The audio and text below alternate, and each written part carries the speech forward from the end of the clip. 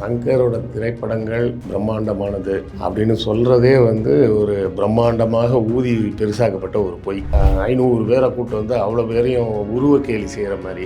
ஒருத்தருக்கு வயிறு பெருசாக இருக்குன்னா அது அவரோட உடல் அமைப்பு. எல்லாருமே சிக்ஸ் பேக்கில் சுற்றணும்னு அவசியம் கிடையாது. அப்போ அதை போல் ஒரு 500 பேரை கூட்டு வந்து அவ்வளோ பேருக்கும் வயிற்றுல தொப்பையில் பெயிண்ட் அடித்து இதை கேட்டால் பிரம்மாண்டம். ஒரு மொத்த ட்ரெயினுக்கு பெயிண்ட் அடித்து கேட்டால் பிரம்மாண்டம். இதெல்லாம் ஒரு பிரம்மாண்டமா? இந்த பெயிண்ட் அடிக்கிற வேலை யார் என்ன பண்ணுவாங்க? ஜென்டில்மேன் படத்துல என்ன சொல்லியிருப்பாங்க, ரிசர்வேஷன்னால ஒருத்தன் பஸ்ஸில் விழுந்து செத்துட்டான், அதுக்காக இவர் ஊரெல்லாம் போய் கொள்ளையடிச்சு காலேஜ் கட்டி ரிசர்வேஷன் இல்லாமல் சீட்டு கொடுத்தாரு அப்படின்னு ஒரு முட்டாள்தனமான ஒரு கன்றாவியான ஒரு கான்செப்டில் தான் அந்த படம்.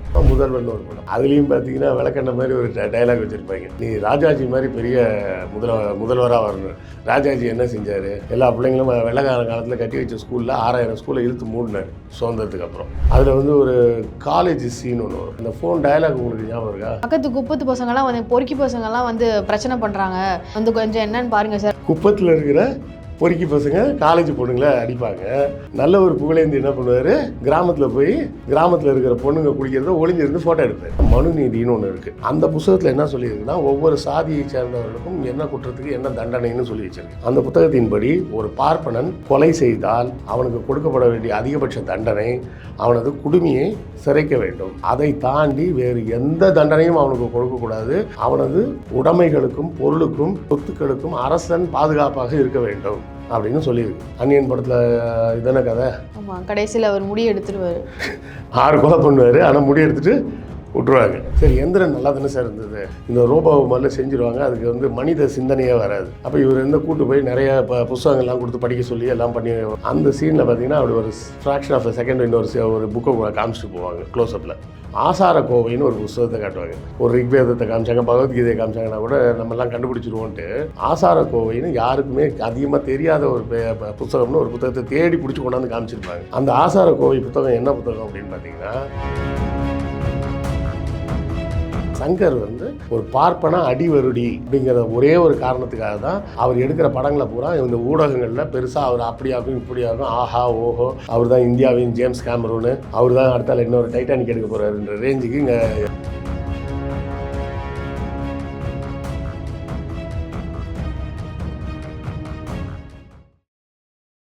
வாகை தமிழ் நேயர்களுக்கு வணக்கம். நான் உங்கள் ஸ்வேதா. இன்று நம்ம நிகழ்ச்சியில் நம்மோடு இணைந்திருக்கிறார் எழுத்தாளர் திரு கிருஷ்ணவேல் அவர்கள். வணக்கம் சார். வணக்கம் சார். இப்போது தமிழ் சினிமாவை அடுத்த கட்டத்துக்கு ஒரு ட்ரெண்டாக அமைஞ்சிருக்கிறது அப்படின்னு பார்த்தீங்கன்னா தலித் அரசியல், தலித் சினிமா. இதற்கு ஒரு முக்கிய காரணம் மாரி செல்வராஜ், பா ரஞ்சித் அவர்கள். ஆனால் இதே மாதிரி ஒரு பிரம்மாண்ட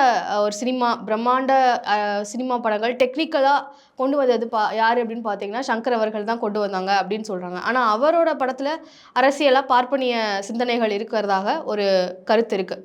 ஸோ இதை நீங்கள் எப்படி பார்க்குறீங்க சார்? சங்கரோட திரைப்படங்கள் பிரம்மாண்டமானது அப்படின்னு சொல்கிறதே ஒரு பிரம்மாண்டமாக ஊதி பெருசாக்கப்பட்ட ஒரு பொய்.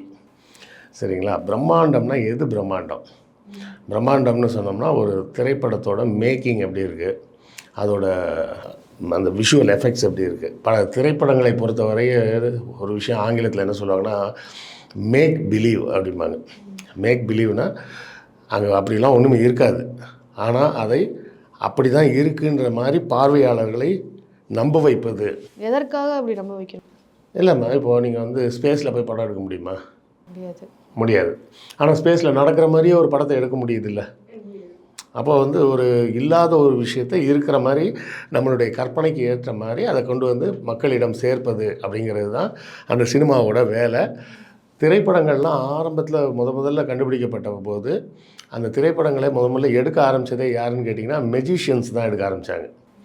மெஜிஷியன்ஸ் தான் அந்த பல்வேறு வித்தைகளெல்லாம் அவங்க செய்யும்போது அதெல்லாம் திரைப்படங்கள் வடிவத்தில் கொண்டு காமிச்சா மக்களுக்கு இன்னும் என்டர்டெய்னிங்காக இருக்கும் அப்படின்ற மாதிரி மெஜிஷியன்ஸ் தான் நிறைய சினிமாலாம் எடுக்க ஆரம்பித்தாங்க. அதனால தான் அதுக்கு பேரே மூவி மேஜிக் அப்படின்னு சொல்லுவாங்க. இன்னொன்று நம்ம சொல்கிறது மேக் பிலீஃப், நம்ப வைக்கும் விதமாக ஒரு கதையை சொல்வது. அப்படி பார்க்க போனால் சங்கரின் படங்களில் பிரம்மாண்டம்லாம் ஒன்றுமே கிடையாது. சும்மா மலைக்கு பெயிண்ட் அடித்தேன், மரத்துக்கு பெயிண்ட் அடித்தேன், ரோடுக்கெல்லாம் பெயிண்ட் அடித்தேன், ஒரு 10 லாரியை பெயிண்ட் அடித்து கூப்பிட்டு வந்தேன். இப்படி தான் அவரோட படங்களில் பிரம்மாண்டம்னு எல்லாருமே சொல்லிக்கிறாங்க. நீங்கள் கூட சிவாஜி படம் பார்த்துருப்பீங்க, ஒரு 500 பேரை கூப்பிட்டு அவ்வளோ பேரையும் உருவ கேலி செய்கிற மாதிரி. ஒருத்தருக்கு வயிறு பெருசாக இருக்குன்னா அது அவரோட உடல் அமைப்பு. எல்லாருமே சிக்ஸ் பேக்கில் சுற்றணும்னு அவசியம் கிடையாது. அப்போ அதை போல் ஒரு 500 பேரை கூப்பிட்டு வந்து அவ்வளோ பேருக்கும் வயிற்றில் தொப்பையில் பெயிண்ட் அடித்து இதை கேட்டால் பிரம்மாண்டம். ஒரு மொத்த ட்ரெயினுக்கு பெயிண்ட் அடித்து கேட்டால் பிரம்மாண்டம். இதெல்லாம் ஒரு பிரம்மாண்டமா? இந்த பெயிண்ட் அடிக்கிற வேலை யார் வேணால் பண்ணுவாங்க. எங்கள் பக்கத்து வீட்டில் ஒரு சின்ன குட்டி பையன் இருக்கான். ஒவ்வொரு வருஷமும் அந்த விநாயகர் சதுர்த்தி வந்த உடனே என்ன பண்ணுவான், அவங்க அம்மா வாங்கிட்டு வந்த அந்த களிமண் பொம்மைக்கு உட்காந்து பெயிண்ட் அடிப்பான். அந்த பையனுக்கும் இவருக்கும் என்ன பெரிய டிஃப்ரென்ஸ் இருக்குது? அவன் குட்டியாக அவன்கிட்ட இருக்கிற கலரை வச்சுக்கிட்டு அவன் இந்த பிள்ளையார் பொம்மைக்கு பெயிண்ட் அடிக்கிறான். இவருக்கு காசு இருக்குது, மலைக்கு பெயிண்ட் அடிக்கிறாரு, ட்ரெயினுக்கு பெயிண்ட் அடிக்கிறாரு, இப்படி எல்லா இடத்துலையும் பெயிண்ட் அடிச்சிக்கிட்டு இருக்கிறார். இந்த பெயிண்ட் அடிக்கிறது ஒன்று தான் வந்து பிரம்மாண்டம் அப்படின்னு சொல்லி நம்ம மக்களை நம்ப வச்சுருக்கிறாங்க இந்த ஊடகங்கள் பூரா. இந்த ஊடகங்கள் ஏன் இந்த வேலையை செய்கிறார்கள் அப்படின்னு பார்த்தோம்னா, ஆரம்பத்திலேருந்து இவரோட வேலை பூரா இந்த பார்ப்பனிய சிந்தனை அப்படின்னு சொல்லக்கூடிய ஒரு பிற்போக்குவாதத்தை சப்போர்ட் பண்ணுறது தான் இவரோட வேலையாகவே ஆரம்பத்துலேருந்து இருக்குது. அந்த ஒரு காரணத்தினால தான் அந்த பார்ப்பன ஊடகங்கள் வந்து அவருக்கு தொடர்ந்து சப்போர்ட் பண்ணிக்கிட்டே இருக்கிறாங்க. இன்னொரு விஷயம் என்னென்னு கேட்டிங்கன்னா, அவர் பார்ப்பனரான்னு கேட்டால் அவர் பார்ப்பனர்லாம் இல்லை. அவர் வந்து கும்பகோணம் பக்கத்தை சேர்ந்தவர்னு சொல்லுவாங்க. ஏதோ டிப்ளமோ இன் மெக்கானிக்கல் இன்ஜினியரிங் முடிச்சுட்டு இங்கே வந்து கொஞ்ச நாள் நாடகங்கள்லாம் நடித்து எஸ்ஐ சந்திரசேகர்கிட்ட போய் அசிஸ்டண்ட்டாக சேர்ந்து அப்படியே வந்து படம் எடுக்க வந்துட்டார் அப்படின்னு சொல்லுவாங்க. இவரது முதல் படம் வந்து இந்த சூரியன் ஒரு படம். அந்த படம் வந்து அவ்வளோ பெரிய வெற்றியை பெற்றதுக்கு, அந்த படத்தில் பார்த்திங்கன்னா பிரம்மாண்டம்லாம் எதுவுமே இருக்காது. ஆனால் அந்த படத்தை வெற்றி பெற்றதுக்கு முக்கிய காரணம் வந்து அவரோட நண்பராக இருந்த பவித்ரன் அப்படின்னு சொல்லுவாங்க. அவங்க 2 பேரும் ஒன்றா தான் படம் எடுக்கிறதா பிளான் இருந்தது. அப்போ இவருக்கு சான்ஸ் கிடைக்கும்போது இவரை வச்சு முதல்ல பண்ணாங்கன்னா, அவர் ஏதோ ஒரு வசந்த காலம்னு ஏதோ ஒரு படம் பண்ணார் அப்படின்னு சொல்லுவாங்க. அந்த படத்தில் அவருக்கு அவர் நண்பர் உறுதுணையாக இருந்ததுனால அது தப்பிச்சிருச்சு. அதுக்கு அடுத்த படமே அவரோட ஒரிஜினல் கலர்ஸ் வெளியே தெரிய ஆரம்பிச்சிச்சு. ஜென்டில்மேன். அந்த ரிசர்வேஷனை பற்றி அந்த ஜென்டில்மேன் படத்துலேயே என்ன சொல்லியிருப்பாங்க, ரிசர்வேஷனால் ஒருத்தன் பஸ்ஸில் விழுந்து செத்துட்டான், அதுக்காக இவர் ஊரெல்லாம் போய் கொள்ளையடித்து காலேஜ் கட்டி ரிசர்வேஷன் இல்லாமல் சீட்டு கொடுத்தாரு அப்படின்னு ஒரு முட்டாள்தனமான ஒரு கன்றாவியான ஒரு கான்செப்டில் தான் அந்த படம். அந்த படத்தோட கதை வந்து பேசிக்கலாக ராபின்ஹுட் கதை. ராபின்ஹுட்னால் பெரிய பணக்காரர்கள்ட்ட கொள்ளையடித்து ஏழை மக்களுக்கு கொடுப்பது. இங்கே ஏழை மக்களுக்கு கொடுக்காமல் இவர் வந்து பார்ப்பனர்களுக்கு கொடுத்தாரு அப்படின்னு எடுத்து வச்சுருக்கிறாங்க. அதுதான் அந்த கதையில் இருக்கே தவிர வேறு ஒன்றுமே கிடையாது அந்த கதையில். இவர்களுக்கு ரிசர்வேஷனை பற்றின புரிதலும் கிடையாது, எதை பற்றின புரிதலும் இல்லாமையே இப்படி மொட்டைத்தனமாக ஒரு படம் எடுக்கிறது தான் இவங்களோட வேலையாக இருக்குது. ரிசர்வேஷனில் ஓப்பன் காம்படிஷன் ஒன்று வச்சுருக்கிறாங்கன்னா, அந்த ஓப்பன் காம்படிஷன் எல்லாருக்குமானது. சரியா? இப்போது உங்களுக்கு இருக்கக்கூடிய குடும்ப சூழலும் எனக்கு இருக்கக்கூடிய குடும்ப சூழலும் ஒரே மாதிரி இருக்காது. சரியா? இப்போ ஒரு பார்ப்பன குடும்பத்தில் எடுத்து பார்த்தீங்கன்னா, ஒரு பையன் வந்து காலேஜுக்கு படிக்க வந்திருப்பான். அவங்க அப்பா யாருன்னு கேட்டிங்கன்னா, ஒரு ஆடிட்டர்னு சொல்லுவாங்க. அவங்க தாத்தா யாருன்னு கேட்டால் அவர் ஜட்ஜாக இருந்து ரிட்டையர் ஆகிட்டாருப்பாங்க. அந்த தாத்தாவோட அப்பா யாருன்னு கேட்டால் அவர் போலீஸ் ஆஃபீஸராக இருந்தார் அப்படின்னு சொல்லுவாங்க. இவங்கெல்லாம் பரம்பரையாக வெள்ளைக்காரன் காலத்துலேருந்து வெள்ளைக்காரன் காலை பிடிச்சி கெஞ்சி கூத்தாடி எப்படியோ படிச்சுட்டாங்க. நம்ம ஆளுங்களாம் படிக்கவே போகக்கூடாதுன்னு சொன்னாங்க. இன்னும் சொல்லப்போனால் இன்றைக்கி தேதிக்கு வந்து இந்த மெக்காலே எஜுகேஷன்னு சொல்லி எல்லோரும் பொதுவாக அதை வந்து பேசுகிறது ஒரு ஸ்டைலாக வச்சுருக்கிறாங்க. இந்த மெக்காலே எஜுகேஷன் வந்து நமக்கு வந்து வெறும் கிளார்க் வேலைக்கு தான் நம்மளை ட்ரெயின் பண்ணுவோம், அந்த படிப்பால் எந்த பிரயோஜனமும் கிடையாது, ஆச்சா போச்சான்னு பெரிய அறிவாளிங்க மாதிரி பேசுவாங்க. இந்த மெக்காலே எஜுகேஷன் வர்றதுக்கு முன்னாடி இங்கே என்ன இருந்தது? ஒன்றுமே கிடையாது. ஒரு எஜுகேஷன்ற ஒரு சிஸ்டமே கிடையாது. சரி, பார்ப்பனர்லாம் படித்தா பார்ப்பனர்களுக்கும் ஒரு எஜுகேஷனும் கிடையாது. என்ன படிப்பாங்க? குருகுலம்னு சொல்லிட்டு அங்கே அந்த அவர் வாத்தியார் வீட்டில் போய் உட்காந்துக்கிட்டு அவருக்கு என்றைக்கு மூடு இருக்கோ அன்றைக்கி அவர் ஏதாவது ஒரு புராண கதை ஏதாவது 4 மந்திரத்தை சொல்லிக் கொடுப்பாரு, அதை கற்றுக்கிட்டு வருவாங்க. அவ்வளோதான் படிப்பே இருந்தது. வேறு ஒன்றும் பெரிய படிப்புலாம் கிடையாது. அதை தாண்டி இஸ்லாமியர்களுக்குன்னு பார்த்தோம்னா மதரசாவில் கல்வி இருந்தது. இந்த மதரசா கல்வியும் இந்த குருகுலம்னு சொல்லக்கூடிய ஒரு கான்செப்டை தவிர வேறு எந்த விதமான கல்வி முறையும் இந்தியாவிலே கிடையவே கிடையாது. கல்வி முறையை ஒழிச்சு கட்டினது பார்ப்பனர்கள். எதையுமே படிக்க விடாமல். நல்லா யோசிச்சு பாருங்களேன், ஒரு பிளாக் ஸ்மித்து அப்படின்னு ஆங்கிலத்தில் சொன்னோம்னா கொஞ்சம் ஸ்டைலிஷாக தெரியும். கொல்லுப்பற்ற வச்சுருக்கிறவர் அப்படின்னு சொன்னோம்னா நமக்கு ஏதோ மட்டமாக தெரியும். 2 இடத்துலையுமே இரும்பை வச்சு அடிக்கிறது தான். ஆனால் டமாஸ்கஸில் இருந்த ஒரு பழைய காலத்து கத்தியை பற்றி வரலாற்று குறிப்புகளில் வரும். அந்த கத்தி வந்து எந்த காலத்துலையும் துருவே பிடிக்காது அப்படிம்பாங்க. அந்த துருவே பிடிக்காத அளவுக்கு ஒரு கார்பன் காம்பினேஷனோட ஒரு இரும்பை வந்து செய்யக்கூடிய அளவுக்கு இங்கே திறமை பெற்றவர்கள் இருந்திருக்கிறாங்க. இன்றைக்கும் அதுக்கு சமமான ஒரு இரும்பை வந்து இப்போ இருக்க மாடர்ன் டெக்னாலஜியால் நம்மளால் இன்னும் உருவாக்க முடியல. நீங்கள் டெல்லியில் போய் பார்த்தீங்கன்னா சப்தார்ஜங்னு ஒரு இடம் இருக்குது. அங்கே வந்து ஒரு இதை பார்க்கலாம், நீங்கள் குதுப் மினார்னு கேள்விப்பட்டிருப்பீங்க. அந்த குதுப் மினார் ஆக்சுவலாக இருக்கிறது வந்து ஒரு பழைய காலத்து இந்து கோயிலோட காம்ப்ளெக்ஸுக்குள்ளே தான் இருக்குது. குத்புதீன் ஐபக் காலத்தில் கட்டப்படுறது. அங்கே இருக்கக்கூடிய ஒரு பழைய கோயில் வந்து கிபி 4ஆம் நூற்றாண்டை சார்ந்த கோயில்னு சொல்லுவாங்க. அங்கே உள்ளே போய் பார்த்தீங்கன்னா நான் முன்னாடி வாசலில் வந்து ஒரு பெரிய தூண் ஒன்று இருக்கும், இரும்பு தூண். கிபி 400ன்னு வச்சுக்கிட்டிங்கன்னா இன்றைக்கி தேதிக்கு கிட்டத்தட்ட 1600 வருஷமாச்சு. அந்த தூண் வந்து இரும்பால் ஆனது. ராத்திரி பகல் மழை வெயில்னு எல்லாம் அது அப்படியே வெளியே தான் கிடக்குது. ஒரு துரு இருக்காது அதில். 1600 வருஷமாகியும் இன்னும் அது துரு பிடிக்கலை. இப்போ நம்ம வீடுகளிலே பார்த்துருப்பீங்க, கட்டட வேலையெல்லாம் முடிச்சுட்டு கொஞ்சம் கம்பிலாம் மிச்சம் இருக்கும், அந்த டிஎம்டி கம்பியெல்லாம். அது தூக்கி மொட்டை மாட்டில் ஒரு வாரமாக போட்டிருப்பாங்க. 2 மாதம் கழிச்சு போய் பார்த்திங்கன்னா துரு பிடிச்சி போய் தான் இருக்கும். சரியா? ஒரு 2 மாதத்தில் துரு பிடிச்சிருது. ஆனால் அது 1400 வருஷமாக துரு பிடிக்காமல் இருக்குது. அப்படி ஒரு டெக்னாலஜி இருந்தது. அந்த டெக்னாலஜி ஏன் அடுத்த தலைமுறைக்கு வரல? ஏன்னா அவங்களுக்கு படிப்பு இல்லாமல் பண்ணிட்டாங்க. இந்த பார்ப்பனர்கள் மற்றவர்களை படிக்கக்கூடாதுன்னு தடுத்து வச்சுட்டாங்க.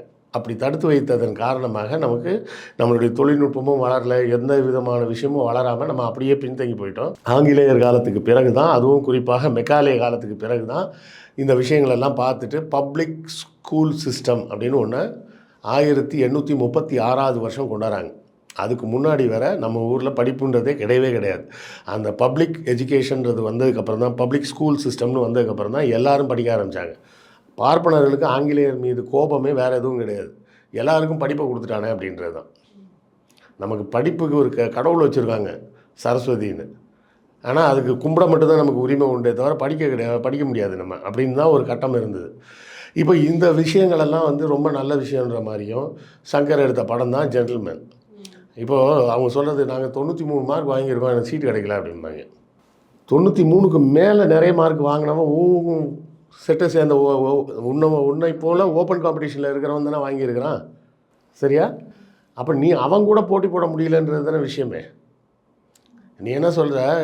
இப்போ இப்படி எடுத்துங்க, ஒரு பையன் சிட்டியில் பிறந்து வளர்ந்த பையன், அவங்க அப்பா வந்து மாதம் ஒரு 3000 4000 செலவு பண்ணி அத்லெட்டிக்ஸ் கோச்சிங்லாம் கொடுக்குறாரு. அந்த பையனையும் காலில் செருப்பு போடக்கூட வழி இல்லாத ஒரு கிராமத்து பையனையும் கூப்பிட்டு வந்து 2 பேரும் ஒன்றா ஓடுங்கன்னு சொன்னால் ஓட முடியுமா? ஆப்வியஸாக முடியாது. அப்போ அந்த கிராமத்து மாணவனுக்கு அதுக்கு தேவையான வசதி வாய்ப்புகளை நம்ம செஞ்சு கொடுக்கணும். அப்போ இந்த சாதியால் பின்தங்கிய மக்களுக்கு ஏதாவது அதுக்கு உண்டான வேலைகளை அரசாங்கம் தான் செய்யணும். அப்போ அந்த மாதிரி ஒரு வேலையை செய்யும்போது அரசாங்கம் செய்கிறது தப்புன்னு சொல்லி இந்த படம் எடுக்கிறார். சரியா? சரி, அதுக்கு அடுத்த படம் என்ன படம் எடுத்தாருன்னு பார்த்தோம்னா காதலன்னு ஒரு படம் எடுத்திருந்தேன், நக்மா அண்ட் பிரபுதேவா. இப்போ அதுக்கு முந்தின படத்தில் தான் ஒரே ஒரு சாங்கில் வந்து பிரபுதேவா இன்ட்ரடியூஸ் ஆகிருப்பார். அதுக்கு அடுத்தல காதலனில் அவரே ஹீரோவாக போட்டு எடுத்தார். அது ஒன்றும் பெரிய உலகமாக கதையெல்லாம் கிடையாது. அது ஷேக்ஸ்பியரோட ரோமியோ ஜூலியட். ஒரு பணக்கார வீட்டு பொண்ணு, ஏழை வீட்டு பையன். இது வந்து இன்னும் எத்தனை பேர் வந்து அந்த மாதிரி ஒரு படம் எடுத்தாலும் அந்த படம் ஓடும். சரிங்களா? நீங்கள் நம்ம எல்லாம் கேள்விப்பட்டிருப்போமே ஜெயம் ரவின்னு. அவர் பேர் வந்து வெறும் ரவி தான். ஜெயம்ன்ற படத்தில் நடித்து அந்த படம் பயங்கர ஹிட் ஆனதுனால ஜெயம் ரவின்னு அவர் பேரை மாற்றிட்டாங்க. அந்த கதையும் இந்த கதையும் ஒரே கதை தான். ஒரு ஏழை பையனும் ஒரு பெரிய பணக்கார வீட்டு பொண்ணுக்கும் நடுவில் உள்ள காதல் கதை அப்படின்றது ஷேக்ஸ்பியரோட ரோமியோ ஜூலியட். அதை எந்த மொழியில் போய் எந்த டைரக்டரை வச்சு யாரை வச்சு நடிக்க வச்சாலும் அந்த படம் ஓடத்தான் செய்யும். அது ஓடாமலாம் இருக்காது. அது ஆல் டைம் ஃபேவரட் ஸ்டோரி. அதில் சங்கர் வந்து பெருசாக ஒன்றும் புதுசாலாம் காட்டிடல. அடுத்தல கொஞ்சம் சொல்லக்கூடிய முக்கியமான ஒரு படம்னு பார்த்தோம்னா முதல்வன் ஒரு படம். அதை வந்து ரஜினியை வச்சு எடுக்கிறதாகவும் விஜய் வச்சு எடுக்கலாம் பிளான் பண்ணி அது அரசியல் சார்ந்த படமாக இருக்குது, வேணாம் அப்படின்னு சொல்லிட்டு அந்த படத்தை அவங்க கலந்துக்கலை. இது வந்து ப்ரூஸ் ஆல்மைட்டின்னு ஒரு இங்கிலீஷ் படம். அது போன்ற அந்த உடனே சில பேர் வந்துடுவாங்க, ப்ரூஸ் ஆல்மைட்டி வந்து முதல்வனுக்கு அப்புறம் தான் சார் வந்தது அப்படிம்பாங்க. ப்ரூஸ் ஆல்மைட்டி அந்த படம் மட்டும் இல்லை, அதுக்கு முன்னாடியே அதே கதையை ஏற்கனவே எடுத்துருக்கிறாங்க. அது ஒன்றும் கிடையாது. என்ன கதைன்னு கேட்டிங்கன்னா, ஒரு டிவி ஆங்கரு ஒரு வாரம் மட்டும் கடவுளாக இருக்கார் அப்படின்னு கதை. கடவுளோட போஸ்டிங்கை வந்து அவர் ஒரு வாரம் மேனேஜ் பண்ணுறாரு அப்படின்ற மாதிரி ஒரு கதை. அதை வந்து இவங்க மாற்றி இவர் வந்து ஒரு நாள் முதல்வராக இருந்தார் அப்படின்னு கதை எடுத்துக்கிட்டாங்க.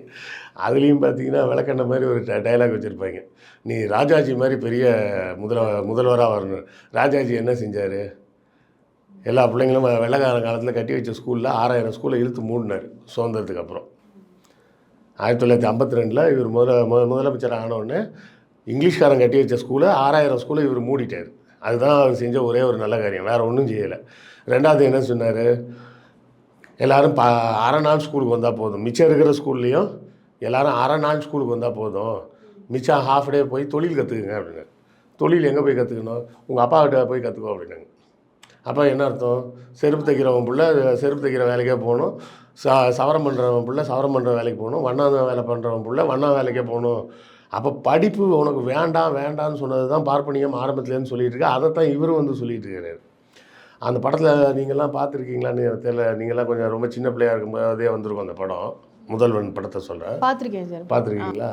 அதில் வந்து ஒரு காலேஜ் சீன் ஒன்று வரும். அதாவது காலேஜ் பெண்கள்லாம் ஃபோன் பண்ணி, அந்த ஃபோன் டயலாக் உங்களுக்கு ஞாபகம் இருக்கா? பக்கத்து குப்பத்து பசங்கள்லாம் வந்து பொறுக்கி பசங்கள்லாம் வந்து பிரச்சனை பண்ணுறாங்க, வந்து கொஞ்சம் என்னன்னு பாருங்கள் சார், அடிபட்டுருச்சு அப்படி கையை பிடிச்சி இழுத்து அடிபட்டுருச்சு அப்படின்ற மாதிரி. அதாவது சேரியில் இருக்கிற பொறுக்கி பசங்க அப்படின்னு டயலாக்லாம் வச்சிங்களே.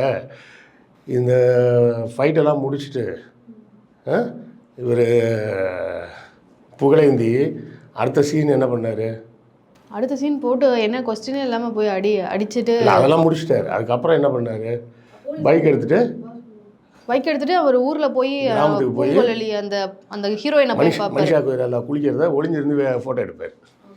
அது தெளிவாக சொல்லணும் நீங்கள், சரியா? குப்பத்தில் இருக்கிற பொறுக்கி பசங்க காலேஜ் பொண்ணுங்களை அடிப்பாங்க. நல்ல ஒரு புகழேந்தி என்ன பண்ணுவார், கிராமத்தில் போய் கிராமத்தில் இருக்கிற பொண்ணுங்க குளிக்கிறத ஒளிஞ்சிருந்து ஃபோட்டோ எடுப்பார். அந்த அளவுக்கு நல்லவர், சரியா? அப்போ இதில் நல்லா யோசிச்சு பாருங்க, நம்மளை யாரை ஏமாத்துறதுக்கு இந்த மாதிரிலாம் படம் எடுக்கிறாங்க. நம்ம ஊரில் இன்னொன்று சொல்லி வச்சுருக்காங்க, என்னென்னா லவ்னாலே ஸ்டாக்கிங் பண்ணுறது தான் லவ்னு சொல்லி வச்சுருக்காங்க. ஆமாம். இப்போ அதுலேயும் ரீசெண்ட் வந்து கடைசியாக வந்திருக்கிறது சிவகார்த்திகேயன். அவர் படத்தில் எல்லா படத்துலையும் ஒரே டெம்ப்ளேட் தான். இவர் வேலை வெட்டிக்கு போக மாட்டார், இவர் படிக்க மாட்டார், இவர் தருதலையாக சுற்றிக்கிட்டே இருப்பார். நல்லா படித்து வேலைக்கு போகிற ஒரு பொண்ணை ஸ்டாக்கிங் பண்ணிக்கிட்டே இருப்பார். அப்புறமா அந்த பொண்ணை கடைசியாக கல்யாணம் பண்ணிட்டு ஏமாற்றி. இதுதான் சிவகார்த்திகேயனோட எல்லா படத்துலையும் வரும். அப்போ இந்த மக்களை வந்து ஒரு திரைப்படத்தின் மூலமாக உங்களால் நல்ல கருத்து சொல்ல முடிஞ்சால் சொல்லுங்கள், கருத்து சொல்ல முடியலன்னா மூடிட்டாது இருங்க. இந்த மாதிரி தப்பான விஷயங்களெல்லாம் போய் சொல்லி கொடுத்து இதை பார்த்துட்டு இளைஞர்கள் என்ன நினைப்பாங்க, இந்த ஸ்டாக்கிங் பண்ணுறது தான் லவ்னு நினச்சிப்பாங்க. சிங்காரவேலன் படத்தை ஒரு நாள் நானும் என் பையன் எல்லோரும் உட்காந்து நைட்டு பார்த்துக்கிட்டு இருக்கோம். என் பையன் வந்து இப்போது 11th படிக்கிறான். நான் சொல்கிறது ஒரு 3 years 4 years முன்னாடி. அவன் வந்து ஒரு 7th என்னமோ படிச்சுட்டு இருக்கிற காலம், 7th 8th படிக்கிறான். அவன் அந்த படத்தை பார்த்துட்டு அவன் சொன்னான், அப்பா இது என்னப்பா இந்த படம் தான் ரொம்ப சூப்பர்னு நீங்கள்லாம் சொல்லிட்டு இருந்தீங்களா உங்கள் காலத்தில் அப்படின்னு. ஏன்டான்னு, அப்பா ஸ்கூல் படிக்கிற ஒரு பொண்ணை வந்து ஒரு அங்கிள் வந்து ஸ்டாக்கிங் பண்ணிகிட்டு இருக்காருப்பா, இதுக்கு பேர் லவ்வாப்பா அப்படின்னு கேட்குறான். அவன் பொறுத்தவரை சிம்பிளாக பார்க்குறான். அவனுக்கு பார்க்குறதுக்கு கமலை பார்த்தா அங்கிள் மாதிரி தெரியுது, அந்த படத்தில் குசுவை பார்த்தா ஸ்கூல் பொண்ணு மாதிரி இருக்குது, சின்ன வயசாக இருக்குது. ஸ்கூல் படிக்கிற பொண்ணு ஸ்டாக்கிங் ஒரு அங்கிள் ஸ்டாக்கிங் பண்ணுறாருப்பா அப்படின்றான்.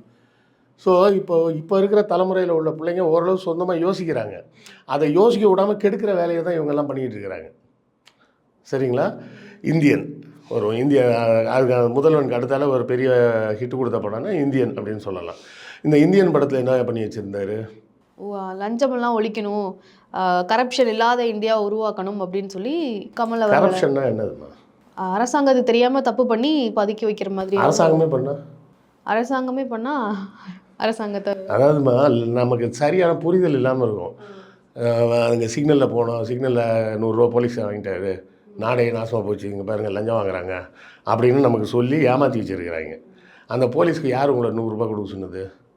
நீங்கள் வண்டியில் போகிறீங்க, 2 வீலரில் போகிறீங்க அப்படின்னா, பைக்கில் போகும்போது bike, helmet, books, RC book, insurance, licence, இது இத்தனையும் நீங்கள் வச்சுக்கிட்டு போக வேண்டியது தானே. இதெல்லாம் இல்லாமல் யார் உங்களை போக சொன்னது? இதெல்லாம் இல்லாமல் எதையாவது வச்சுட்டு எடுக்காமல் போகிறது, அப்புறமா ஏன் இது இல்லை அப்படின்னு சொல்லி நான் ஃபைன் போடுறேன்னு போலீஸ் சொன்னால், இல்லை ஃபைன்லாம் போடாதீங்க 100 ரூபா காசு தரேன் அப்படின்னு சொல்கிறது யார்? மக்கள் தான். அப்போ போலீஸ் மேலே தப்பா, மக்கள் மேலே தப்பா?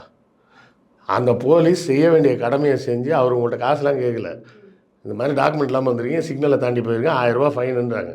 கேட்குற போய் தானே கொடுக்குறாங்க இல்லையா போலீஸ்? கேட்குறது 1000 ரூபா ஃபைன் தானே கேட்குறாங்க. அவங்களா சொன்னாங்க 100 ரூபா கூட நான் ஒன்று விட்டுறேன்னு? 1000 ரூபா ஃபைனுன்னாங்க, போய் கட்ட வேண்டியது தானே. நீங்கள் நல்லவர் தானே. ஆமாம் சார், நான் இன்றைக்கி லைசன்ஸ் எடுக்காமல் வந்து என்னோடய தவறு தான், என் தவறை ஒத்துக்கொள்கிறேன், நான் போய் கோர்ட்டில் போய் ஃபைனை கட்டுறேன்னு போய் ஃபைனை கட்டுங்க. யார் வேண்டான்னு சொன்னது? ஒரு தாசில்தார் ஆஃபீஸில் போய் சர்டிஃபிகேட் கேட்குறீங்க. சர்டிஃபிகேட் கேட்டு நீங்கள் இப்போ ஒரு மனு கொடுத்தீங்கன்னா அந்த மனுவில் இருக்கிற விவரமும் நீங்கள் கேட்டிருக்க சர்டிஃபிகேட்டுக்கும் சரியாக இருக்கான்னு அவங்க செக் பண்ணணும். செக் பண்ணுறதுக்கு 2 நாள் 4 நாள் ஆகும். அந்த 4 நாள் வெயிட் பண்ணி வாங்குங்களேன். இதுதானே சார் அந்நியன் படத்தில் வந்து சொல்லியிருப்பாங்க.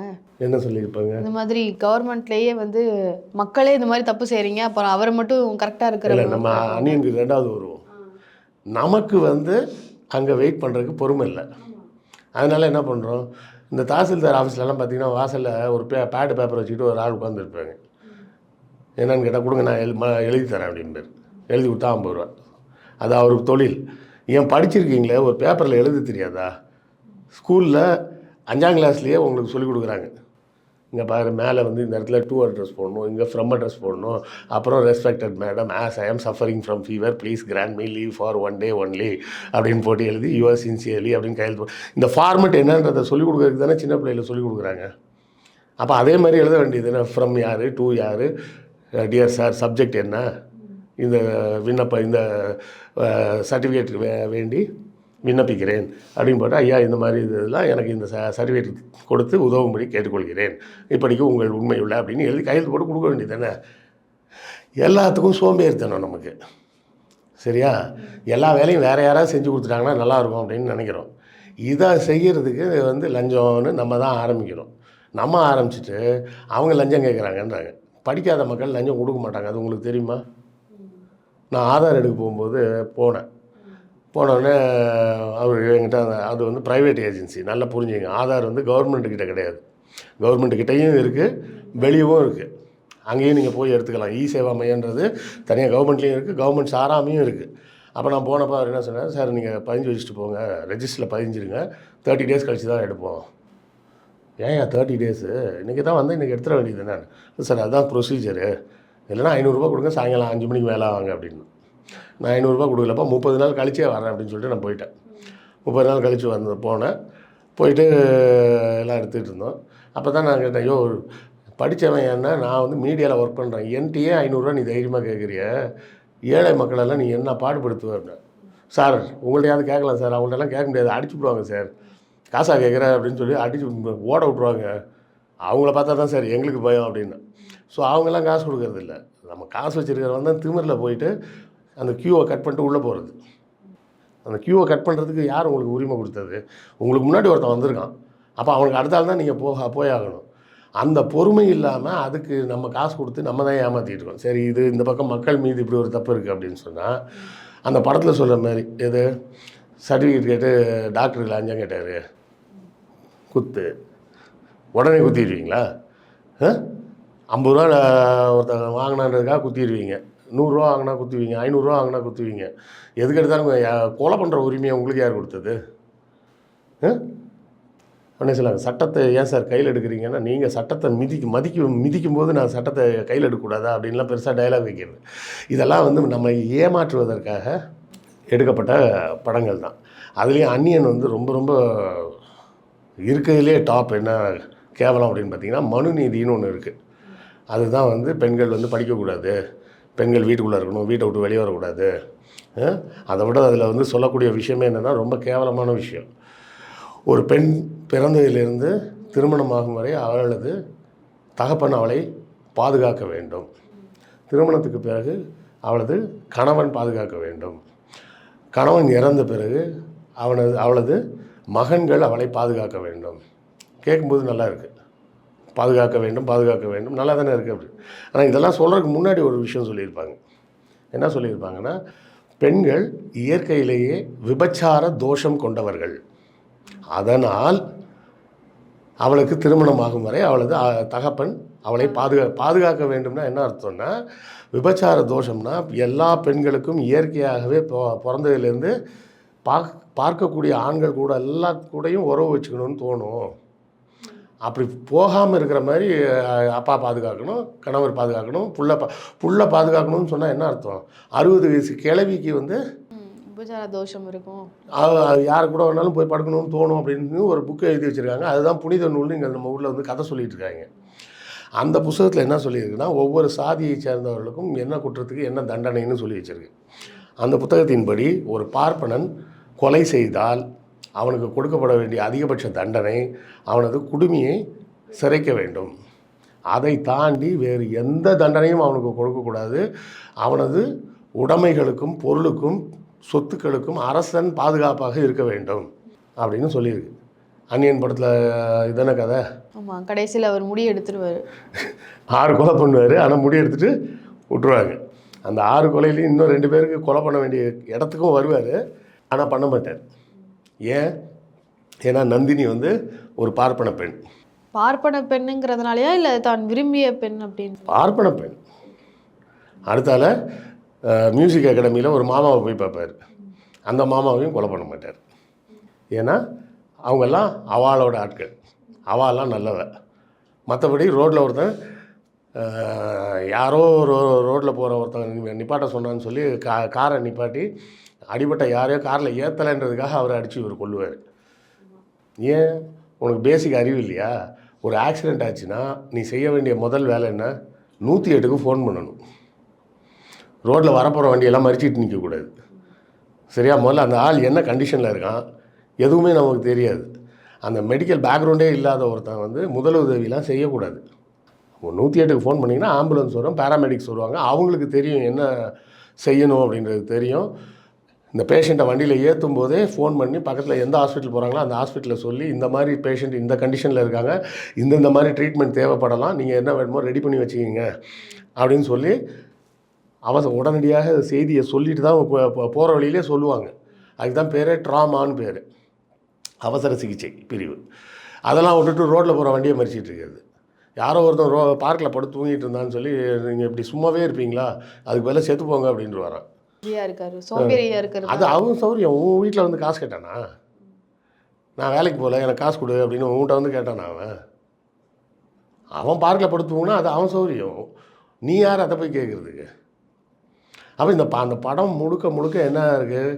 ஒரு பார்ப்பனர் நினைத்தால் யாரை வேண்டுமானாலும் அவர் இஷ்டப்படி கொலை செய்வார். கடைசியில் நீங்கள் என்ன அதிகபட்ச தண்டனை கொடுக்கலாம்? அவருக்கு குடுமையை வெட்டிட்டு நந்தினி கூட ஹனிமூன் அனுப்பிச்சி விட்றணும். இதுதான் அந்த படத்தில் அவர்கள் சொல்ல வந்த செய்தி. சரி, எந்திரன் என்னடா ஒரு படம் கூட விடாமல் எல்லாத்தையும் குறை சொல்கிறீங்களேன்னா அந்த படம் பூரா அப்படி தான் இருக்குது. அதுதான் பிரச்சனையே. சரி, எந்திரன் நல்லா தானே சார் இருந்தது அப்படின்னு கேட்டால், எந்திரனும் இவர் சொந்தமாக யோசிச்ச கதையெல்லாம் கிடையாது. அது ஒரு இங்கிலீஷ் படம். அந்த இங்கிலீஷ் படத்தில் ஒரு சயின்டிஸ்ட் வந்து ஒரு ரோபோ செய்வார். எதுக்காக ரோபோ செய்வார்னா, மார்ஸுக்கு ரோபோவை அனுப்புறதுக்காக ஒரு ப்ரோப் ஒன்று அனுப்புவாங்க. 6 மாதம் யார்கிட்டையுமே பேசாமல் ஒருத்தர் இருக்கணும், மக்களோட தொடர்பே இல்லாத ஒருத்தர் இருக்க முடியுமா, அதனால் ஒரு ரோபோவை செஞ்சு அனுப்பிடுவோம் அப்படின்னு பிளான் பண்ணி ரோபோ செய்வாங்க. இந்த சயின்டிஸ்ட்டும் ஒரு மாதிரி செக்லூடடான பர்சன், அவரும் யார்ட்டையும் பேச மாட்டார், அவர் தனியாகவே இருப்பார். இந்த ரோபோவுக்கு வந்து என்ன ஆகும், அந்த சயின்டிஸ்ட்டை லவ் பண்ணுற ஒரு பொண்ணு மேலே அதுக்கு லவ் வந்துடும். அப்புறம் அந்த சயின்டிஸ்ட்டை வந்து என்ன பண்ணுவார், கடைசியாக மார்ஸுக்கு போகிற ஷிப்பில் அவர் ஏறி போயிடுவார். இந்த ரோபோ வந்து இந்த பொண்ணு கூட வந்து குடும்பம் நடத்த வந்துடும் அப்படின்னு சொல்லி அந்த இங்கிலீஷ் படத்தில் முடிச்சிருப்பாங்க. அதை இவங்க உல்ட்டாவாக மாற்றி எடுத்து, அது மட்டும் இல்லாமல் இன்னும் இதில் இந்த கதையெல்லாம் நிறையா வந்தாச்சு இங்கிலீஷில். ஃப்ராங்கன்ஸ்டீன்னு ஒரு கதை. ஒரு டாக்டர் என்ன பண்ணுவார், செத்து போன டெட் பாடியில் இருந்த பாடிஸ்லேருந்து பல உறுப்புகளெல்லாம் ஒன்றா சேர்த்து தச்சு ஒரு மனுஷனை உருவாக்குவார். அந்த ஃப்ராங்கன்ஸ்டீனுக்கு வந்து பெண் துணை வேணும்னு சொல்லி இன்னொரு பொம்பளை ஃப்ராங்கன்ஸ்டீன் செஞ்சார் அப்படின்லாம் நிறைய படம் வந்துருச்சு. எந்திரன் படம் வந்து தேவையே இல்லாத படம். உனக்கு என்ன ஐஸ்வர்யா ராய் தானே வேணும், அதே மாதிரி இன்னொரு ரோபோவை செஞ்சு கொடுத்துட வேண்டியது தானே, வேலை முடிஞ்சு போச்சு.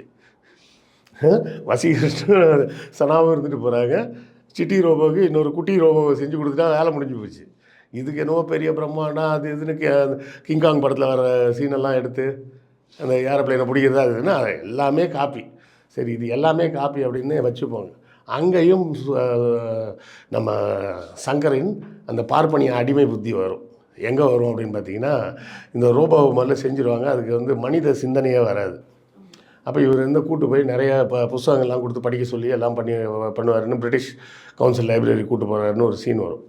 அந்த சீனில் பார்த்தீங்கன்னா அப்படி ஒரு ஃப்ராக்ஷன் ஆஃப் அ செகண்ட் ஒரு புக்கை காமிச்சிட்டு போவாங்க க்ளோஸ்அப்பில். என்ன படம், அடுத்த வாட்டி ஓடிடியில் படம் எல்லாமே இருக்குது. அந்த சீன் வரும்போது போய் ஸ்டாப் பண்ணி வச்சு பாருங்கள், கரெக்டாக நான் சொன்ன விஷயம் இருக்கா இல்லையான்னு. ஆசார கோவைன்னு ஒரு புத்தகத்தை காட்டுவாங்க. ஒரு ரிக்வேதத்தை காமிச்சாங்க, பகவத்கீதையை காமிச்சாங்கன்னா கூட நம்மெல்லாம் கண்டுபிடிச்சிருவோன்ட்டு ஆசார கோவைன்னு யாருக்குமே அதிகமாக தெரியாத ஒரு புத்தகம்னு ஒரு புத்தகத்தை தேடி பிடிச்சி கொண்டாந்து காமிச்சிருப்பாங்க. அந்த ஆசார கோவை புத்தகம் என்ன புத்தகம் அப்படின்னு பார்த்தீங்கன்னா, தமிழில் எழுதப்பட்ட ஒரு வெண்பால எழுதப்பட்ட ஒரு புத்தகம். அது அந்த புக்கு ஃபுல்லாகவே என்ன இருக்கும்னா, பார்ப்பனர்களிடம் மற்றவங்கெல்லாம் எப்படி மரியாதையாக நடந்துக்கணும்னு எழுதியிருக்கோம். வேறு ஒன்றுமே கிடையாது. பார்ப்பனரே ரோட்டில் பார்த்தா காலில் விழுந்து கும்பிடணும், அவருக்கு கேட்டால் எதை கேட்டால் கொடுக்கணும், எப்படி கொடுக்கணும், அவருக்கு எப்படி தானம் பண்ணணும், இது மட்டும்தான் அந்த புஸ்தகம் உள்ள ஆசார கோவையில். ஒரு எந்திரன்னு ஒரு சயின்டிஃபிக் படம் இருக்கிறேன்னு சொல்லிவிட்டு அதுக்குள்ளே ஆசார கோவையை கொண்டாடுறாருன்னா இவரோட புத்தி என்ன சொல்கிறது? சரிங்களா? அப்போ அதுக்கு அடுத்தால எந்திரன் 2 வந்தது. ஆமாம். எந்திரன் 2ல் என்ன பண்ணி வச்சுருந்தாரு? மொபைல் ஃபோன் யூஸ் பண்ணுறதுனால சிட்டுக்குருவிகள்லாம் சாகுது, அதனால் மொபைல் ஃபோன் யூஸ் அது சயின்டிஃபிக்கான உண்மையா? அப்படி தானே சார் அப்படின்னு அவங்க சொல்கிறாங்க. அவங்க சொல்லிட்டாங்கன்னா அது உண்மையாயிடுமா?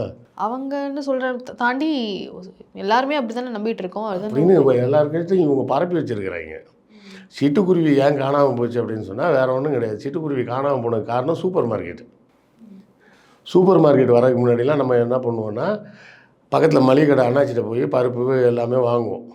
வாங்கினோடனே வீட்டில் அம்மா பாட்டிலாம் என்ன பண்ணுவாங்க, அது எல்லாத்தையும் புடச்சி கிடச்சி க்ளீன் பண்ணி வெயிலில் கொண்டு காய வைப்பாங்க.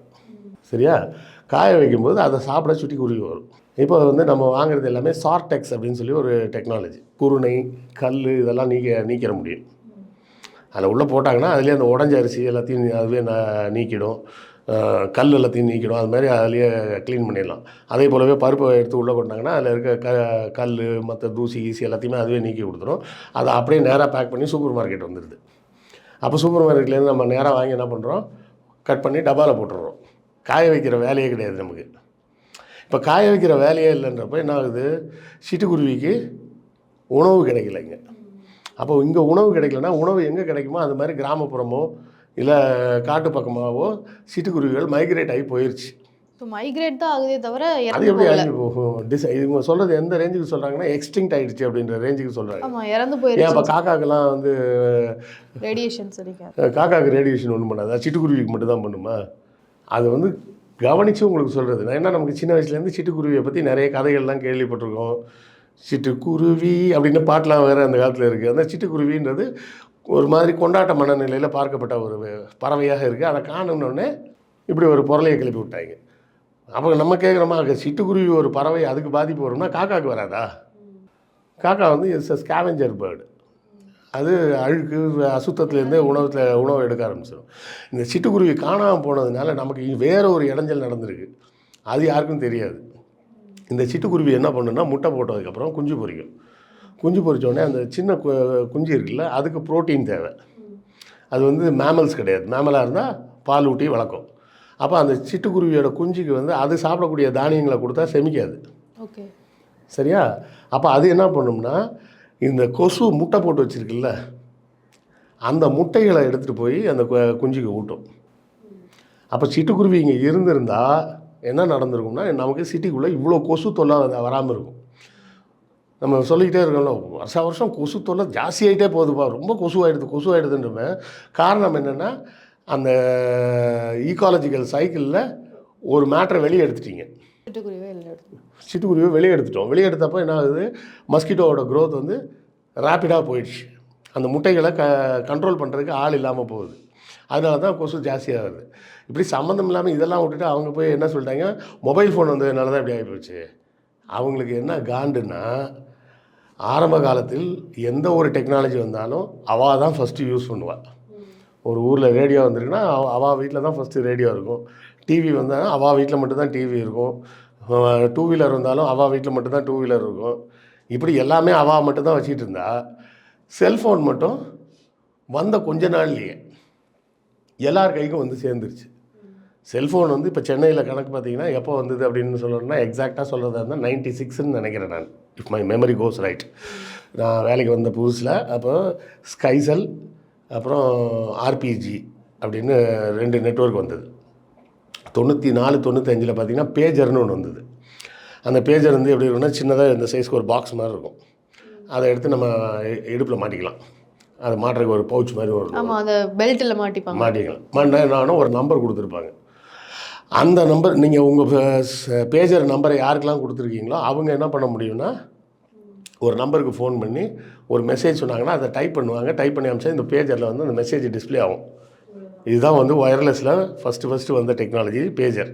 அது வந்த ஒரு வருஷத்துலேயே வந்து என்ன ஆயிடுச்சு, செல்ஃபோன் வந்துருச்சு. அதனால அந்த டெக்னாலஜி அப்படியே காணாமல் போயிடுச்சு. ஏன்னா அதே மெசேஜை வந்து செல்ஃபோன்லேயே பார்க்கலான்ற மாதிரி ஆனதுனால அதுக்கு யூஸ் இல்லாமல் போயிடுச்சு. அப்போ அது வந்த புதுசில் எவ்வளோ 96 வரும்போது நீங்கள் அவுட் கோயிங் கால் பண்ணணுன்னா 16 ரூபா ஒரு நிமிஷத்துக்கு. அந்த கால் நீங்கள் ரிசீவ் பண்ணுறவர் ஒரு நிமிஷத்துக்கு 8 ரூபா கட்டணும். அப்புறம் 2 பேரும் சேர்த்தா 24 ரூபா பணம் கட்டணும் ஒரு நிமிஷத்துக்கு. இப்படி தான் முதல்ல வந்தது. 2000லேயே என்ன ஆகிடுச்சு, 4 வருஷத்துக்குள்ளேயே எல்லோரும் ஃபோன் வச்சுக்க ஆரம்பிச்சிட்டாங்க. எல்லாருக்குமே ஒரு விஷயம் கிடைக்கிதுனாலே இந்த பார்ப்பனர்களுக்கு பிடிக்காது. அது அவங்களுக்கு மட்டும்தான் கிடைக்கணும், மற்றவங்களுக்கெல்லாம் கிடைச்சா பிடிக்காது. அந்த படத்தில் டயலாகே இதுதான், எல்லோரும் செல்ஃபோன் வச்சுக்கணுமா, அவசியப்படுறவங்க மட்டும் வச்சுக்க வேண்டியது தானே. நான் தொழில்நுட்பமே வேண்டான்னு சொல்லலை, அவசியப்படுறவங்க மட்டும் வச்சுக்க. அந்த அவசியப்படுறதுன்னு யாருன்றதை யார் முடிவு பண்ணுவா? கொஸ்டின் எங்கே வருது பாருங்கள். அவங்களுக்கு கடுப்பு என்னென்னா, ஆட்டோ டிரைவரும் பூக்காரமாகவும் மீன்காரமாகவும் காய்கறிக்காரமாகவும் கீரைக்காரமாகவும் ஃபோன் வச்சுருக்கிறாங்க. அப்போ அவங்களும் ஃபோன் வச்சுருக்காங்க, நானும் ஃபோன் வச்சுருக்கேன், அப்போ என் ஃபோனுக்கு மரியாதையே இல்லையே அப்படின்ற எரிச்சலில் எடுக்கப்பட்ட படம் தான் அந்த எந்திரன் 2. இவ்வளோ பெரிய டெக்னாலஜி, அதுக்கு ஒரு 1000 கதை எல்லாம் நீங்கள் சொன்னாலும் அந்த கதைக்கு பின்னாடி ஒளிந்திருப்பதும் பார்ப்பனியம்தான். சொல்கிறது என்ன சொல்கிறாங்க, எல்லாரும் ஃபோன் வச்சுக்கணுமா, அவசியப்படுறவங்க வச்சுக்க வேண்டியதுன்னு. அந்த அவசியப்படுறவங்க யார் அப்படின்றது தான் நம்ம கேள்வி. ஒரு கீரைக்காரமாக செல்ஃபோன் பயன்படாதுன்னு யார் சொன்னது? முடிவு பண்ணுறதுக்கு நீ யார்? அவங்க சொல்கிறது என்ன சொல்கிறாங்க, அவங்களுக்கெல்லாம் கொடுக்காத. இப்போது அரசாங்கம் வந்து எல்லா பள்ளி மாணவர்களுக்கும் காலை உணவு திட்டம்னு ஒன்று கொண்டாடுறாங்க. உடனே இந்த பார்ப்பன தினமலர்ன்ற பத்திரிக்கை என்ன போட்டுச்சு நியூஸு, பள்ளி குழந்தைகளுக்கு டபுள் சாப்பாடு, நிரம்பி வழிகிறது கக்கூசு. சாப்பாடை பற்றி பேசும்போது கக்கூஸை பற்றி அவனால் மட்டும்தான் பேச முடியும். புரியுதுங்களா? அப்போ இவர்களின் சங்கர் வந்து ஒரு பார்ப்பன அடிவருடி அப்படிங்கிற ஒரே ஒரு காரணத்துக்காக தான் அவர் எடுக்கிற படங்களை பூரா இந்த ஊடகங்களில் பெருசாக அவர் அப்படியாகும் இப்படியாகும், ஆஹா ஓஹோ, அவர் தான் இந்தியாவின் ஜேம்ஸ் கேமரூனு, அவர் தான் அடுத்தால இன்னொரு டைட்டானிக் எடுக்க போகிறாருன்ற ரேஞ்சுக்கு இவங்க எழுதுறதுக்கு முக்கிய காரணம் என்ன, அவரது திரைப்படங்கள் அனைத்திலும் பார்ப்பனிய அடிமை சிந்தனை மட்டும்தான் அவரோட படத்தில் இருக்குது. அதுதான் முழுக்க காரணமே தவிர வேறு எந்த காரணமும் கிடையாது. இந்தியன் 2 அதை நம்ம சொல்லவே வேணாம், அது படமே ஏற்கனவே மக்களுக்கு சொல்லிருச்சு என்னன்னு. இப்போ எல்லோரும் சொல்லிட்டாங்க அது படம் வந்து மேபி பார்ட் 3ல் சூப்பராக இருக்குங்க அப்படின்னு சொல்லி. இதே தான் பொன்னியின் செல்வனுக்குன்னு சொன்னாங்க. பொன்னியின் செல்வன் PS1 விட PS2 வந்து அதை விட பெரிய ஃப்ளாப்பு. இதுவும் அங்கே அதுதான் நடக்க போகுது. சங்கரின் ஆட்டம்லாம் முடிஞ்சு போச்சு. சார், அதே மாதிரி இப்போது சங்கர் அவர்கள் படத்தில் வந்து பார்ப்பனிய சிந்தனைகள் இருக்குது அப்படின்னு நீங்கள் சொல்லியிருந்தீங்க. அது மட்டும் இல்லாமல் இப்போ இன்னொரு கருத்து என்ன இருக்குது அப்படின்னு பார்த்தீங்கன்னா, ஐ படத்துலேயும் சரி, இப்போ இந்தியன் 2லேயும் சரி, டிரான்ஸ்ஜெண்டர்ஸை வந்து கலாய்க்கிற வகையில், அவங்கள கேலி செய்கிற வகையில் வந்து நிறைய டிரான்ஸ்ஜெண்டரை மட்டும் இல்லைங்க, உருவ கேலின்றது தான் அவர் காமெடின்னு நினச்சிட்டு இருக்கிறார். உருவக்கேலி வந்து நிறைய தமிழ் சினிமாவில் சங்கர் படங்களையும் தாண்டி நிறைய சினிமாக்களில் வந்து நம்ம காமெடியன்ஸ்க்கு அது டைலாகாக வச்சே வந்து உருவக்கேலிகள்லாம் நடக்குது. ஆனால் இதில் அவங்கள பர்டிகுலராக அவங்கள வந்து அவங்களுக்கு ஒரு கேரக்டரே கொடுத்து அவங்கள கேலி செய்கிற வந்து எல்லா படங்கள்லையுமே அவர் தான் பண்ணிட்டு தானே இருக்கிறார். எந்த படத்தில் அவர் பண்ணாமல் இருந்தார்? அந்த ஐ படத்தில் வந்து அந்த டிரான்ஸ்ஜெண்டர் கேரக்டர் வந்து அந்த அளவுக்கு கொடூரமாக சித்தரிச்சிருப்பாங்க. Modeller makeup. அதாவது என்னென்னா, டிரான்ஸ்ஜெண்டர்ன்றதை வந்து இவர்களுக்கு அதுக்கான புரிதல் இல்லாமல் இருக்குது, அவ்வளோதான். சாதாரணமாக இருப்பவர்களுக்கு ஒரு ஆணுக்கு ஒரு பெண்ணின் மீது ஒரு ஈர்ப்பு ஏற்படுகிறது, ஒரு பெண்ணுக்கு ஒரு ஆணின் மீது ஈர்ப்பு ஏற்படும் அப்படிங்கிறது வந்து மனித இயல்பு. அது வந்து உயிரினங்களுக்கு இயற்கையாகவே இருக்கக்கூடிய ஒரு விஷயம். இது இவங்களோட டேஸ்ட் வேறு மாதிரி இருக்குது. ஒரு குறிப்பிட்ட ஆணுக்கு வந்து பெண்களை பிடிக்கல, அவனுக்கு தன்னை போலவே வேறு ஒரு ஆணை தான் பிடிக்குது அப்படின்னு சொல்கிறான். ஒரு பெண் வந்து தன்னை போலவே இருக்கக்கூடிய இன்னொரு பெண்ணை தான் எனக்கு பிடிக்குதுன்னு ஒருத்தி சொல்கிறான். அது அவங்களுடைய செக்ஷுவல் ஓரியன்டேஷன். சரியா? அதுக்குள்ளெல்லாம் நம்ம போய் தலையிட வேண்டிய அவசியமும் கிடையாது, அதை கேலியாக பேசுகிறதுக்கும் வேண்டிய அவசியமும் கிடையாது. இது எப்படி இங்கெல்லாம் நம்ம ஊரில் உணவு பழக்கங்களை கேலி பண்ணுறாங்களோ, பீஃப் சாப்பிட்டா மட்டம், போர்க்கு சாப்பிட்டா மட்டம் அப்படின்ற மாதிரிலாம் ஒரு நம்ம ஊரில் தான் பார்த்திங்கன்னா, மற்ற உலகம் பூரா பார்த்திங்கன்னா வெஜிடேரியன் மீட் ஈட்டர்னு தான் சொல்லுவாங்க. அவங்க வந்து நான்வெஜ்லாம் சொல்ல மாட்டாங்க. நான்வெஜ்ன்றதே இங்கே தான் நம்ம தான் சொல்லிகிட்டு இருக்கிறோம். அங்கே வந்து ரெகுலராக இருக்கிறவங்க அது இல்லாமல் வீகன் அப்படிம்பாங்க. அதாவது வீகன் அப்படின்னு சொன்னால் அவன் தான் வெளியாள், மற்றவங்க எல்லாத்தையும் சாப்பிடுவாங்க, அவ்வளோதான் விஷயம். நம்ம ஊரில் மட்டும்தான் பார்த்திங்கன்னா நான்வெஜ்ஜு, அந்த நான்வெஜ்ஜில் முட்டை மட்டும் சாப்பிட்ற நான்வெஜ்ஜு, அப்புறம் முட்டையும் சிக்கனும் மட்டும் சாப்பிட்ற நான்வெஜ்ஜு, இல்லைனா முட்டை சிக்கன் மட்டன் மட்டும் சாப்பிடுவேன்ற நான்வெஜ்ஜு, அப்புறம் மட்டனோடு சேர்த்து பீஃபும் சாப்பிடக்கூடிய நான்வெஜ்ஜுன்னு அதிலே பல கேட்டகரி வேறு பிரித்து வச்சுருக்கிறாங்க. அதில் வேறு செவ்வாய்க்கிழமை சாப்பிட மாட்டேன், சனிக்கிழமை சாப்பிட மாட்டேன், வெள்ளிக்கிழமை சாப்பிட மாட்டேன்னு அதில் இன்னொரு உட்பிரிவுகளாக விளங்காமல் நம்ம உருப்படாமல் போனதுக்கு காரணமே இந்த உணவு பழக்கங்களை பூரா கெடுத்து குட்டிச்சவராகினது. இந்த உணவு பழக்கத்தை கெடுத்து குட்டிச்சவராகின மாதிரி தான் இப்படி இந்த ஓரின செயற்கையாளர்கள் இல்லை தன்பால் ஈர்ப்பாளர்களெல்லாம் இவங்க போட்டு கிண்டல் பண்ணுறது. இப்போ அரசாங்கம் வந்து அவர்களுக்கு திருநங்கை அப்படின்னு சொல்லி ஒரு பேரை கொடுக்கறதுக்கு முன்னாடி எத்தனை வசை சொற்களால் அவங்கள கூப்பிட்டுட்டு இருந்தாங்க அப்படின்றதையும் நம்ம பார்த்துக்கிட்டு தான் இருக்கிறோம். அப்போது அதையெல்லாம் வந்து கேலி பண்ணுறத வந்து 21ஆம் நூற்றாண்டில் ஒரு சினிமா டைரக்டர் செஞ்சிட்ருக்கிறார் அப்படின்னு சொன்னால் அவருக்கு சுத்தமாக சமூக பொறுப்புன்றது துளியளவும் இல்லை அப்படிங்கிறது தான் நம்ம புரிஞ்சுக்கணும். அப்போ சமூக பொறுப்பே இல்லாத ஒரு கலைஞனை நாம் தூக்கி ஓரமாக போடணுமே தவிர அந்த படங்களை எல்லாம் போய் கொண்டாடக்கூடாது. அதுதான் முக்கியமான விஷயமா நம்ம மக்களுக்கு சொல்லிக்கிறது. ஒரு சமூக அக்கறை இல்லாத ஒருத்தனை நாம் எப்படி கொண்டாட முடியும்? இல்லை சார் கலர்ஃபுல்லாக இருக்குல்ல சார், சூப்பராக இருக்குல்ல சார், அது கன்றாவியாக இருக்குது. ஒரு ஹவுசிங் போர்டு காலனி ஃபுல்லாக பெயிண்ட் அடித்து வச்சுருக்கிறாங்க, ஒரு வாட்டர் டேங்க் மொட்டை மாடி ஃபுல்லாக பெயிண்ட் அடித்து வச்சுருக்கிறாங்க. இதுக்கு பேர் பெயிண்ட் அடிக்கிறது பிரம்மாண்டமானது தான். நம்மளுக்கு கிராஃபிக் டிசைனிங் எல்லாமே வந்து தமிழ் சினிமாவில் கொண்டு வந்ததுக்கு முக்கிய காரணம் சங்கர் அவர்கள் தான். டெக்னிக்கலாக நிறைய இம்ப்ரூவைஸ் பண்ண சினிமாவை அப்படிங்கிறது அடுத்த ஸ்டாண்டர்டுக்கு எடுத்துகிட்டு போனதே சங்கர் அவர்கள் தான் அப்படின்ற. இல்லைம்மா, அவருக்கு வந்து கிடைச்ச அந்த குஷன் வந்து நிறைய டேரக்டர்ஸ்க்கு கிடைக்கல. அவருக்கு கிடைச்ச பெரிய குஷன் என்னென்னா, முதல் படமாகிய அந்த ஜென்டில்மேன்லேயே வந்து அவருக்கு கேடி குஞ்சுமோன்னு ஒரு பெரிய பணக்கார டேரக்டர் இப்போ ப்ரொடியூசர் கிடைச்சிட்டாரு. அப்போ என்ன ஆகி போச்சுன்னா, அப்படியே பிராண்ட் பண்ணிட்டாங்க இவங்களே. ஏன்னா மொதல் படமே வந்து பார்ப்பனர்களுக்கு ஆதரவாக எடுத்துட்டாருன்னொடனே பத்திரிகைகளெல்லாம் இதை மாதிரி ஒரு டேரக்டர் பார்த்ததே இல்லைன்னு எழுத அவருக்கு வரக்கூடிய எல்லா ப்ரொடியூசருமே அவர் சங்கர்கிட்ட போனாலே இவ்வளோ கோடிகளோடு போனால் தான் படமே எடுக்க முடியுன்ற மாதிரி ஒரு கட்டாயத்துக்கு வந்துட்டாங்க. இப்போ உள்ள படங்கள்லாம் நீங்கள் அதை பார்க்க முடியாது. இப்போ அந்த படங்கள் போடும்போதே ஒரு ஃபஸ்ட்டு சென்சார் சர்டிஃபிகேட்னு ஒன்று போடுவாங்கல்ல, அதில் லென்த்துன்னு போட்டு மினிட்ஸில் போட்டிருப்பாங்க. நீங்கள் யூடியூப்பில் போய் பழைய படங்கள் ஏதாவது எடுத்து பாருங்கள், அதில் பார்த்தீங்கன்னா அதில் மினிட்ஸில் போட்டிருக்க மாட்டாங்க, ரீல்ஸுன்னு போட்டிருப்பாங்க. ரீல்ஸுன்னு போட்டுட்டு கீழே பக்கத்துலேயே அதோட லென்த்து எவ்வளோன்றத ஃபீட்டில் போட்டிருப்பாங்க, எத்தனை அடி அப்படின்றத. அந்த பழைய படங்கள் எடுத்து பார்த்தா தெரியும். ஆவரேஜாக பார்த்தீங்கன்னா ஒரு 2.5லேருந்து 3 மணி நேரம் வரை ஓடக்கூடிய படங்கள் வந்து 14 ரீல்லேருந்து 15 ரீலுக்குள்ளே இருக்கும். ஒரு ரீல்ன்றது 1000 ஃபீட்டு. 1000 ஃபீட்டு 1000 அடி. அந்த நம்ம ஸ்கேல் வச்சுருக்கோமே, அது மாதிரி 1000 லென்த்து. சரியா?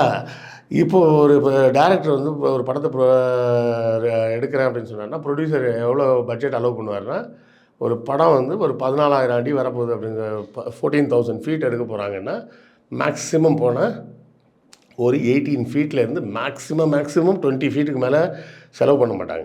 20 ஃபீட்னா அந்த ஃபிலிமுக்கு காஸ்ட்டுக்கு மட்டும் இல்லை, அதோடு சேர்த்து அந்த ஷூட்டிங் ஸ்பாட்டு, லொக்கேஷனு, செட்டிங்ஸ்லேருந்து எல்லா செலவும் இருக்குல்ல அதில். சரிங்களா? அப்போ அதே போல் எல்லாருமே வந்து மற்ற டேரக்டர்ஸ்லாம் எவ்வளோ எடுப்பாங்கன்னா, ரொம்ப பட்ஜெட் ஃப்ரெண்ட்லி டேரக்டராக இருந்தால் 14,000 ஃபீட் அப்படின்னு சொன்னால் ஒரு 15 இல்லை 16 ரீல் மட்டும் எடுத்து அதிலேயே படத்தை முடிச்சு கொடுத்துருவாங்க. கொஞ்சம் கற்றுக்குட்டியாக இருக்காங்க, இல்லை இன்னும் கொஞ்சம் பெருசாக எடுக்கணும் அப்படின்ற மாதிரி இருந்தாங்கன்னா மேக்ஸிமம் 18 ரீல் வரை எடுப்பாங்க. அதாவது 18,000 அடி ஷூட் பண்ணுவாங்க. சங்கரோட ஆரம்ப படங்கள்லாம் எடுத்து பாருங்கள், தெரியும். அந்த சென்சார் சர்டிஃபிகேட்டே போட்டிருப்பாங்க. எவ்வளோ இருக்குன்னா, ரீல்ஸ் 14 ரீல்ஸ் போட்டிருப்பாங்க. 14,000 அடின்னு போட்டுட்டு இவர் ஷூட் பண்ணது எவ்வளோ ஷூட் பண்ணியிருப்பார் தெரியுங்களா? 3 லட்சம் ஃபீட்டு ஷூட் பண்ணியிருப்பார். நமக்கு தேவை எவ்வளோ? 14,000. ஷூட் பண்ணது எவ்வளோ? 3 lakhs. அதாவது என்ன அர்த்தம் நல்லா யோசிச்சு பாருங்கள். 21 படம் எடுக்க வேண்டிய ஷூட்டிங்கை இவர் இந்த ஒரு படத்துக்கு ஷூட் பண்ணுறாருன்னு அர்த்தம். அப்புறம் எப்படி பிரம்மாண்டமாக இல்லாமல் இருக்கும்? இந்த நீட் வந்து 3வது அட்டம்ப்ட்லாம் போய் எழுதுகிறாங்களே, அந்த மாதிரி தான் இவர் படம் எடுக்கிறது. சரியா? மற்ற டேரக்டர்லாம் ஒரு வாட்டி படம் எடுக்கிறாங்க, இவர் 20 படம் எடுத்து அதை எடிட் பண்ணி ஒரே ஒரு படத்துக்கு உள்ள லென்த்து கொடுக்குறாரு. அப்பவும் நல்லா இல்லை என்ன மாதிரி ஆளுங்களுக்கு. அப்போ யோசிங்க, இதில் இவரோட திறமைன்னு என்ன இருக்குது? சரிங்களா? 3 லட்ச ரூபா 3 லட்ச ரூபா 3 லட்ச ரூபான்னு 3 வருஷம் பணம் கட்டி அந்த 3வது அட்டெம்ப்டில் ஒரு பையன் வந்து 475 மார்க் வாங்கி சீட் வாங்கிட்டான் டாக்டருக்கு அப்படின்னு சொல்கிறதும், 20 படத்துக்கு தேவையான ஷூட்டிங்கை ஃபுல்லாக ஷூட் பண்ணி முடித்து அதை வச்சு ஒரே ஒரு படம் இவர் கொண்டாந்து கொடுக்குறதுக்கும் என்ன டிஃப்ரென்ஸுன்னு கேட்குறேன். அதை தான் சொல்கிறேன். சங்கர் என்பது ஒரு பிரம்மாண்டமான இயக்குனர் என்பதே கட்டமைக்கப்பட்ட ஒரு பிரம்மாண்டமான பொய் அது. வேணுமனே அவரை அதுக்கு காரணம் வந்து அவர் பார்ப்பனர்களுக்கு சப்போர்ட்டாக இருக்காருன்ற சப்போர்ட்டாக படம் எடுக்கிறாருன்ற ஒரு காரணத்துக்காக ஊடகங்கள் திரும்ப திரும்ப நாம் சொல்லணும்னு நினைக்கிறதெல்லாம் அவன் சினிமாவில் சொல்கிறான்டா சொல்லட்டும்னு தொடர்ந்து இவங்க பாராட்டி எழுதுகிறாங்க. வேறு ஒன்றுமே கிடையாது அது பின்னாடி. ஓகே சார், இன்றைக்கு பல தகவல்களையும் உங்களுடைய பல நுட்பமான விஷயங்கள் எல்லாம் நோட் பண்ணி சொன்னீங்க. ரொம்ப நன்றி சார். நன்றி.